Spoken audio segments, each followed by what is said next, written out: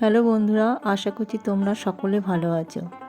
আজকে আমি তৈরি করছি একটা সজনে ফুলের রেসিপি। ভিডিওটা পুরো দেখার অনুরোধ থাকলো, আর ভিডিওটি আশা করছি তোমাদের ভালো লাগবে। প্রথমে আমি সজনে ফুলগুলোকে ধুয়ে ভালো করে বেছে নিয়েছি। এরপর কড়াইয়ের মধ্যে দিয়ে দিয়েছি তেল। তেলটা একটু হালকা গরম হলে পরে দিয়ে দেবো 5 ফোড়ন আর একটা শুকনো লঙ্কা। 5 ফোড়ন আর শুকনো লঙ্কাটাকে ভালো করে একটু ভেজে নেব। এটা গরম ভাতের সাথে ভীষণ ভালো লাগে, সুস্বাদু খাবার, আবার শরীরের পক্ষে খুবই একটা উপকারী জিনিস। তেলটা আমার গরম হয়ে গেছে, আলুগুলোও ছেড়ে দিলাম। আলুগুলো একটু হালকা করে আমি ভেজে নেব, তবে খুব বেশি ভাজবো না আর খুব বেশি তেলও দিইনি। এটা খেতে খুব সুস্বাদু আর ভীষণ ভালো লাগে ভাতের সাথে খেতে।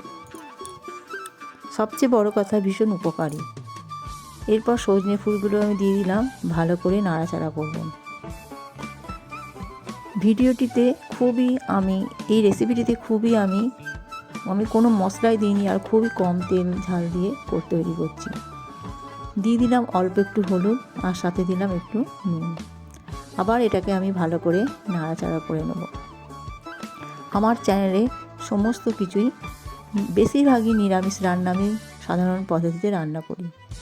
দিয়ে দিলাম একটা কাঁচা লঙ্কা ঝালের জন্য, আর আমি খুবই অল্প পরিমাণে করেছি, একটু জল দিয়ে দিলাম।